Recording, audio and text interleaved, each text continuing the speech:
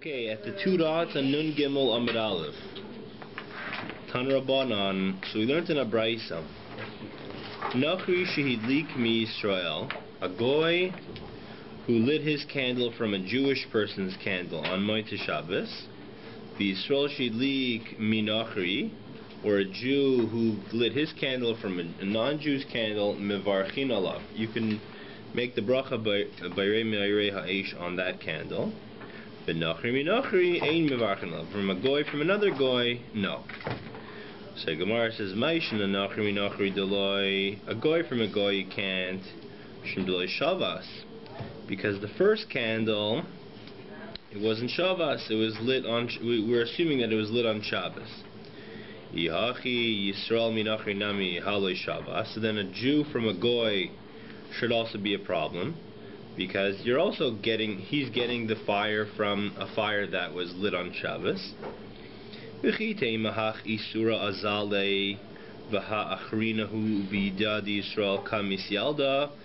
say it's a new fire, that the first candle's fire doesn't really transfer to the new candle. It's a new thing. It's a new fire.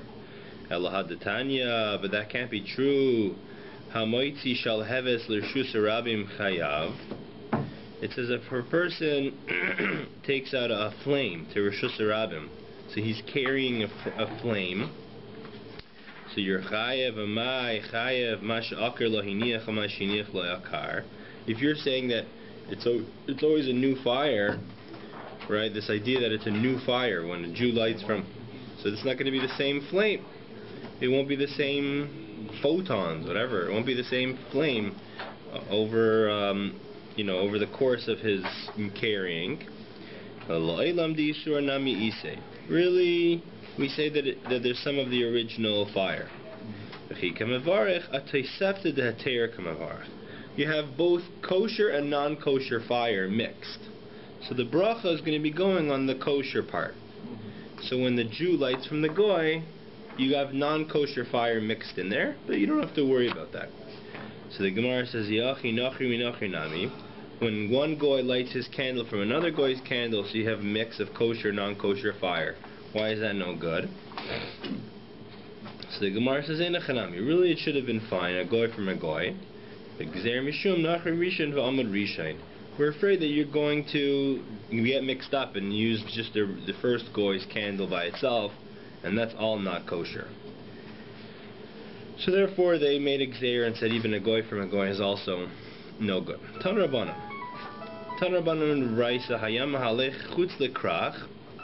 A fellow was going outside the city, V'ra Ur, and he saw a fire, he saw a light inside the city.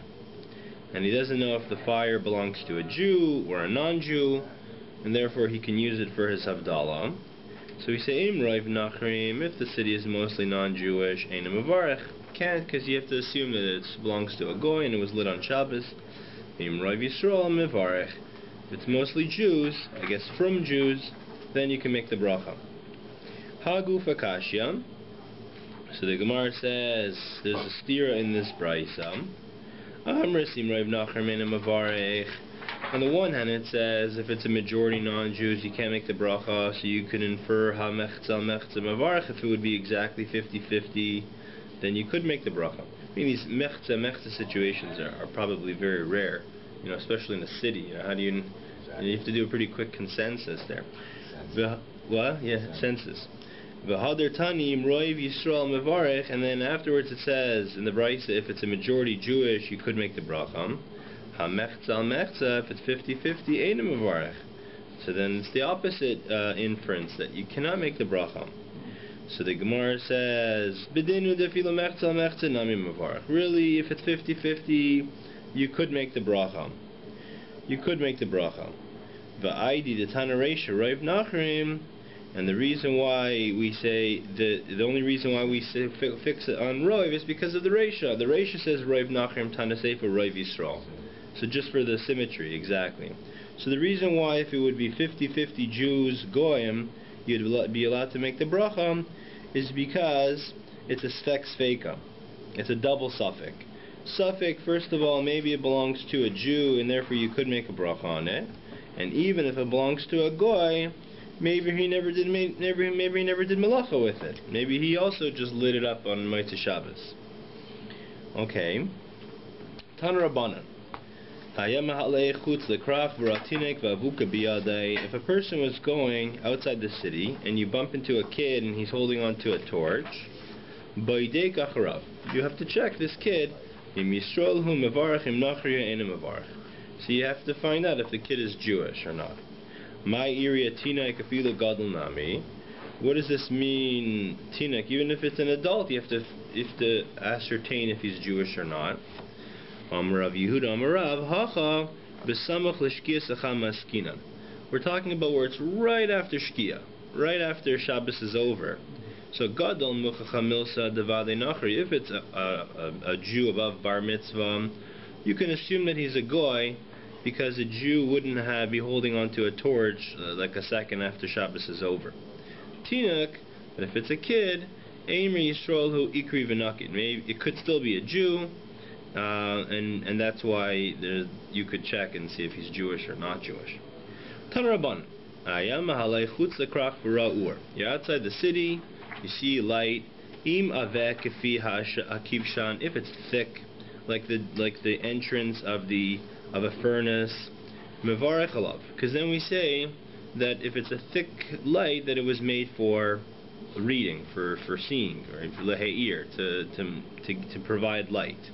Being love, but if it's not thick, you can't make a bracha, because then maybe it was lit for other purposes, like fire or whatever, for like cooking maybe. Tani Chada.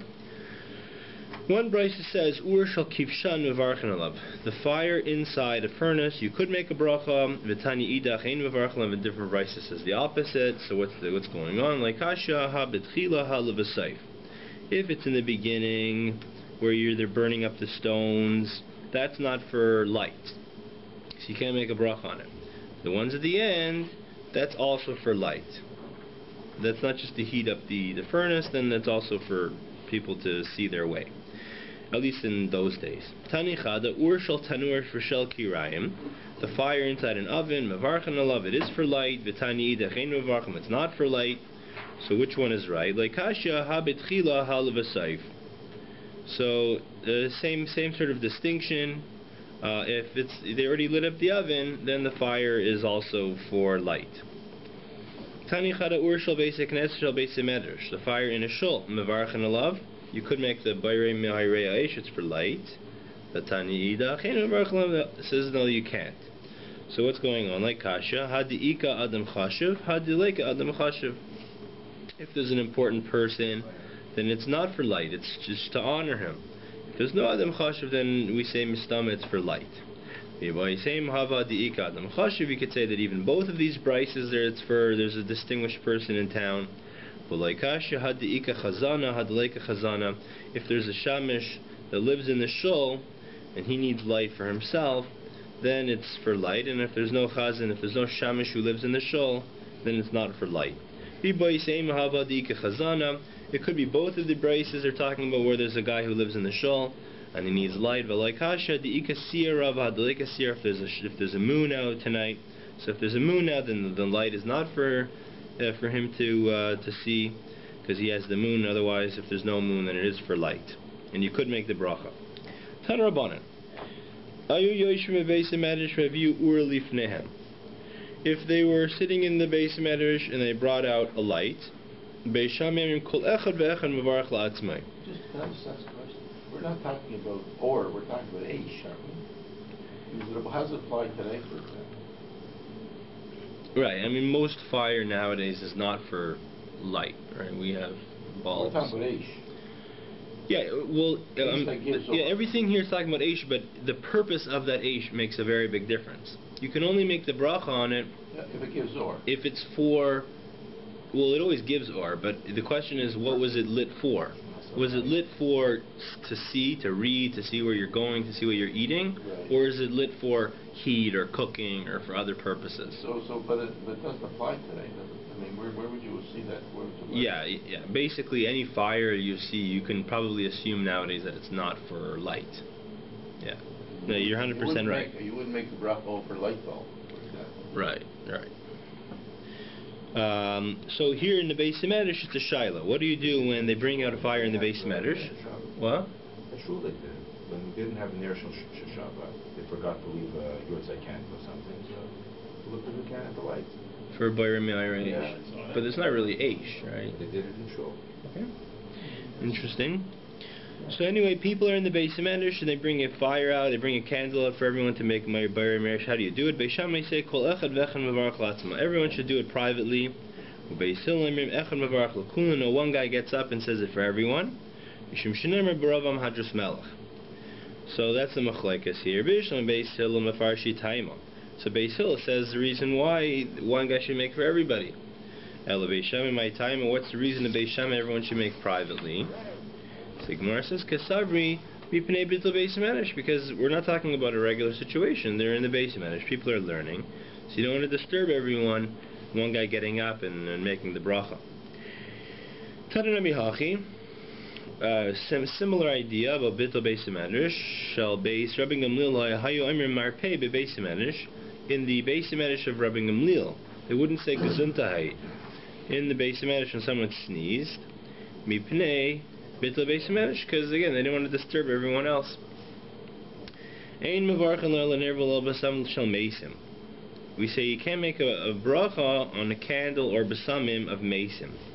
So Gemara says my taimo ner lekavod Davida, because the ner that they light is not for light. They just light it for his honor. Besamim, and the reason why the besamim you can't make a bracha on is a similar idea. La avuri reicha David. It's not for smelling. It's just to remove the bad smell from the room. So besamim that are placed for the removal of bad smell, you can't make the bayre mine besamim on that. Rav Yehuda Marav Kol shmaitzim lefanav b'yom of alayla ein mevarchen alav. Any mace where they put a candle in front of him night and day, you can't make a bracha on it, because during the daytime you don't need the light of the candle. So obviously they were putting the candle there for his honor. So even nighttime you can assume it's the same, it's just an extension of why they were putting the candle there. But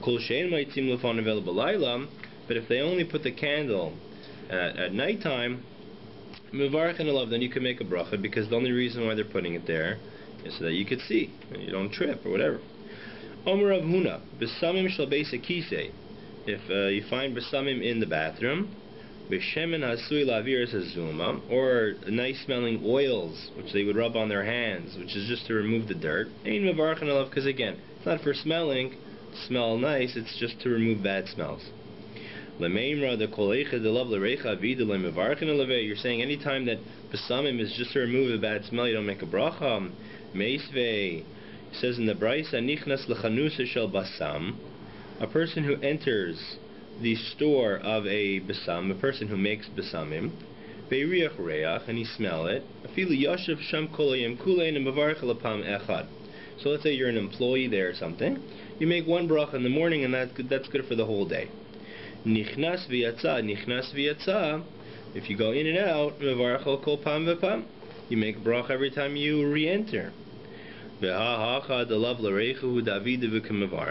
it's not for smelling, it's for selling, and yet it says you make a bracha on the besamim. So the Gemara says no, it is for smelling. In the reichanami hu davida the guy who puts the stuff out, he wants people to smell it, so they'll come in and buy it. Tanarabana ayam alech utzlekrach ve'riach reach. You're outside your city and you smell a reach of besamim, and you're not sure if it's from a Jew or if it's from Goyim. Im Rav Yisrael mevarech. It just depends on the majority, Jew, non-Jew, then you can make the bracha or not. Rabbi Yisrael refilu Rav Yisrael nami and mevarech. Even if it's majority Jewish, you should not make the bracha. Why? Because the Jewish ladies, there's a chance that they are using the besamim for magic, for that sort of stuff. Smell real amount. I mean, what does that mean? What? What does that mean that you smell? What are you smelling? Well, you're walking in unknown territory, right? So you're in a new place, and I don't know, you're probably walking by homes. So I'm saying the intensity of the smell. How much does it have to be to make a bracha? You have no idea what you're smelling. You don't know. No, I guess as long as you smell it. No matter what it is? Yeah. Okay. As long as it smells good. Atu kulu l'kshafi mekatron. So this cheshash of Rabbi Tzi that the women are doing it for sorcery is all Jewish girls are making besamim for kshafim. So havi look mi'uteg l'kshafim u'mi'uta nami. So the Gemara says no. There's more than one concern. Havale mi'uta l'kshafim. First of all, there's some Jewish ladies that are making besamim for sorcery. U'mi'uta nami l'gamer sekelim. And a bunch of ladies are using the besamim for the dryer, to make the clothing smell nice in the dryer. So combining the women who do it for sorcery and the women who are doing it to make their clothing smell nice, so that's why you can't make the bracha on it.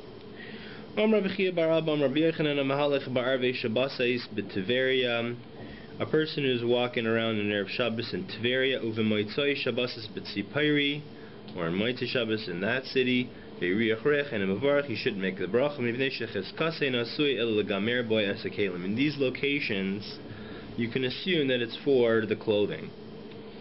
Tanrabanan, hayamalech b'shuk shalav dekechamir, in the marketplace of non-Jews, and you smell besamim nisratzal lahariach, and you willingly smell, you enjoy the reach of the nice besamim, harei zechaite, that's a sin, because we assume that it's for idolatrous purposes.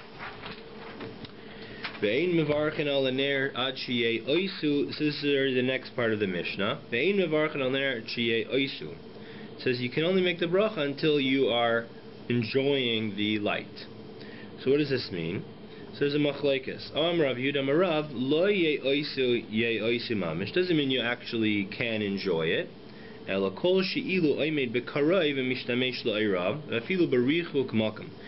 if you're far away and you have no way of enjoying or reading from that light, but it just means if you would approach the light, you would be able to enjoy it. So in other words, the light is strong enough that if you would approach it, you'd be able to enjoy it. That's good enough, but you could be far away. You just have to be able to see the actual flame. He agrees. We learned in the Mishnah, a person who had a candle on his lap, or inside a glass, he saw a flame and he didn't use it, or he was using it but he didn't see the flame. The Brisa says you can't make the bracha until you see the flame and you use it. So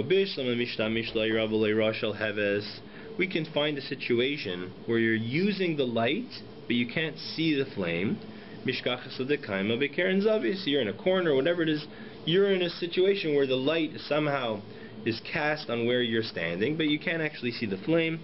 So we know that that's a situation that makes sense. How do you have a situation where you can see the flame but you can't use the light?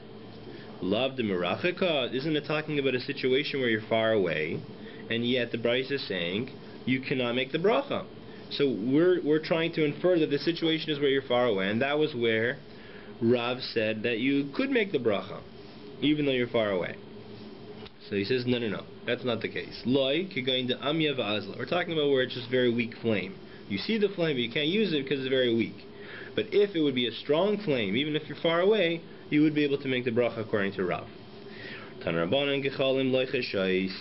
The Brisa says the gechalim that are leichashais, so they're getting close to going out, but there's still a fire there.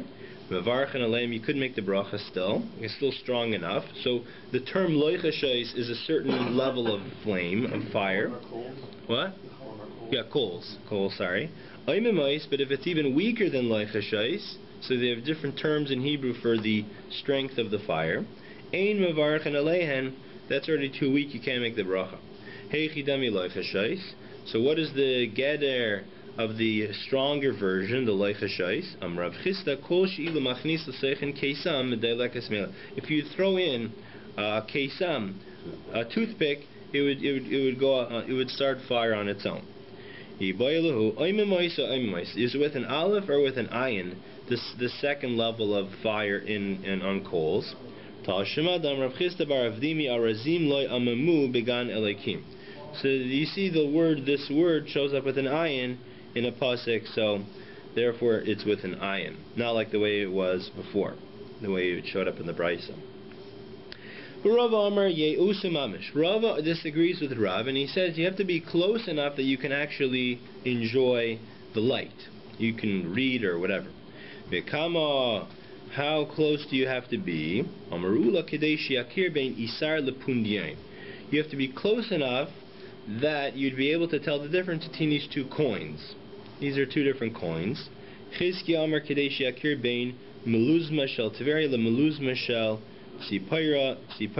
two different kinds of weights, which are similar. So basically, to distinguish between different things. Rav Yehuda mevarech adivei ada dayala. Rav Yehuda, he was like the way he held it. You don't have to be close. So he used to make a bracha when he saw a candle from his house. He saw a candle lit in BAYT. So even though he's not so close to that house, Rava mevarech adivei guria bar chama. A Rava who says you got to be close would only make a bracha when he would see a candle in the house of Guria, which happened to have been very close to his own. Abaye mevarech adibei bar avua, and Abaye was like Rav Yehuda, and he would make a bracha even though the candle was far away in bar avua's house. Rav Yehuda marav ein mechazrin ala ur kederech shemechazrin al mitzvos. You don't have to run around to look for a fireman to Shabbos like the way you usually have to seek after other mitzvahs. Rav Zer mereisha v'mehadrana. Originally, I used to chase after the candle on my Tishabis, Kevin de Shemanala de Revuda Marav. Now that I heard you don't have to run around, if I happen to have a fire, then I'll make the bracha, but there's no inyan to run around.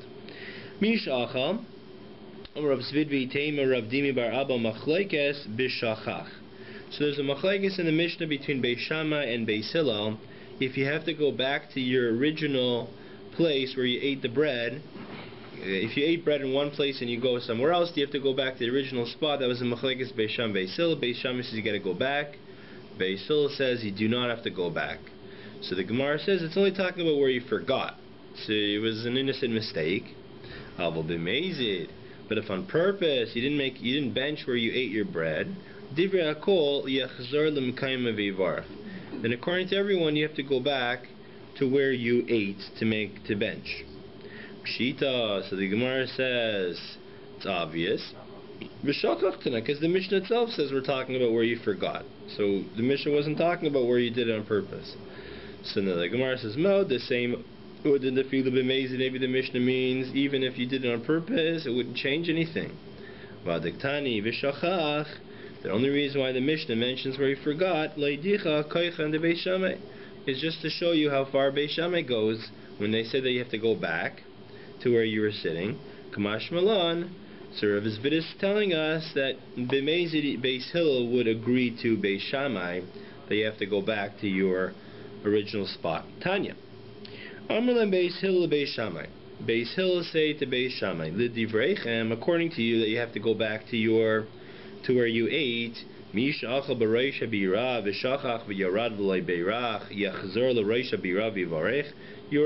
the top of the CN Tower and you went all the way down. Are you saying you have to go all the way back up? You have to climb all those stairs? Amru lahem Beis Shammai leBeis Hillel. Beis Shammai said to Beis Hillel, L'divreichem misha shachach arneki b'reisha bira. If you forgot your wallet with all your money on the top of a castle, lo ya'levi tlena, you're not going to go back up? So if you're going to do it for some money, for your own business, then for kavod shemaim you can also manage the stairs. So the Gemara says a story, Hanu Trei Talmidi. There were two Talmidim, Chad Avid b'Shogeg Beis Shammai. He was a shogeg, he accidentally forgot to bench, he went somewhere else, and then he turned around and went back to his original spot, like Beis Shammai, V'ishkach Arneki Dedava. And as a reward for following Beis Shammai, he found an Arneki full of gold. almost like what Beis Shammai was saying in their mashal before it came true. V'chad avi k'beis Hillel, a person on purpose, he ate and he didn't bench and he benched somewhere else. V'achle arya, and he got eaten by a lion. So basically the message over here is that even though usually when there's halacha like Beis Hillel, you're not supposed to follow Beis Shammai, here you're allowed to follow Beis Shammai and go back to your original spot. Rabbi Bar Chana have a kazel b'shayirasa. He was going on a trip with a group of other people. Achal v'ishtalei v'lei barich. He ate and he forgot and he didn't bench and he was with all the other people and he had to turn around. Amar heichi avi, what am I supposed to do? If I say I forgot to bench, Amrli barich kol echad mevarach l'rachmana mevarach. So these goyim that he's traveling with, so he's on like a Greyhound bus or whatever it is. So the goyim on the bus will say, God will hear you wherever you are. It's not like God cares if you have to go back to where you were eating. So mutav da'aminu lehu ansho yaina dedava. So I'll tell them something they can understand. I forgot a dove of gold back where we were before, so we should turn the bus around. Amar lehu. So they said, so he said to them, Antru li da'ansho yaina dedava.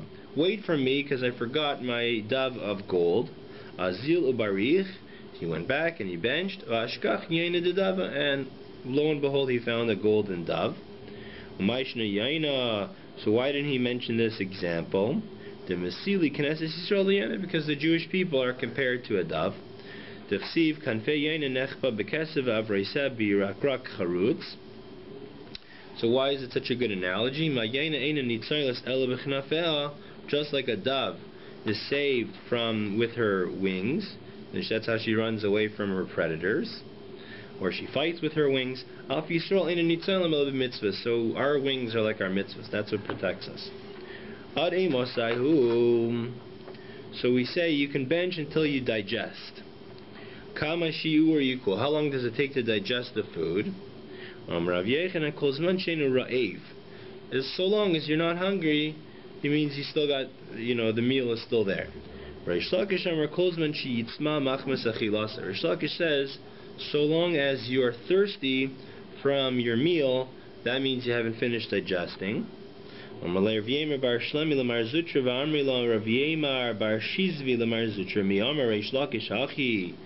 Rish Lakish say this? Rish Lakish elsewhere said that it's the amount of time to walk 4 kilometers, so that's the 72-minute rule that we all know.